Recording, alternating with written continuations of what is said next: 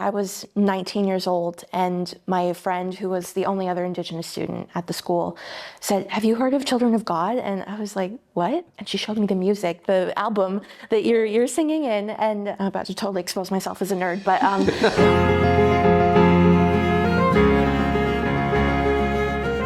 this show has been a crazy important part of my career and the influence that it had on the beginnings of my career. It opened up a whole new door for me of Indigenous theater. I didn't even know that that existed at the time. I didn't think that was a thing. So seeing the kind of theater and the stories that are out there that are being told now made me want to do Indigenous theater. And it's crazy to be here. It's very surreal, and working with these people that I look up to and I admire so dearly.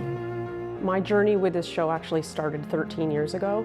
I did a workshop of it in 2012, and then about 5 years after that to have recorded the album, and now 8 years after that to be actually bringing this to the stage for me for the first time is,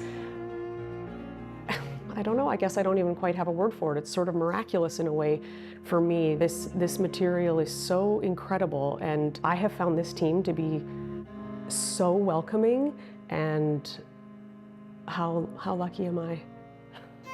I've been doing the show off and on now for the last 7 years. The story was kept from us in our curriculum. I was not brought up knowing this story of the residential school system, not until very recently. I mean, the fact that the last school only closed in 1996 was just like, you've got to be kidding me. The well is endless in regards to what you discover, what was covered up, what continues to be covered up. Moving forward now, it is very important to tell this story. It's very close to my heart as something that has been experienced throughout my family personally as well.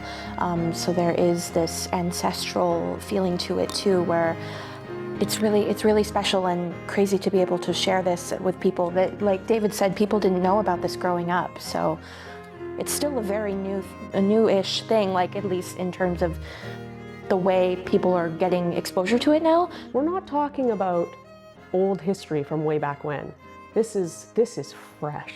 We have to be able to watch it and absorb and be willing to engage with that part of ourselves. Without hope, I don't think we can move on and move through and understand ourselves better.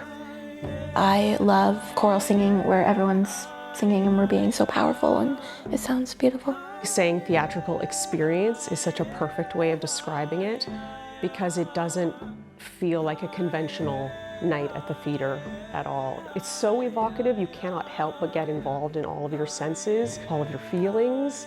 It's big. The way I view the world is different because of this show.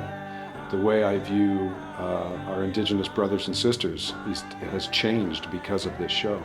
And change is tough, change is difficult. But with patience and with understanding and love and compassion, I believe that we can continue this good work that's happening. It's been really important, and it was great to be able to bring it to more light and to more mainstream audiences too.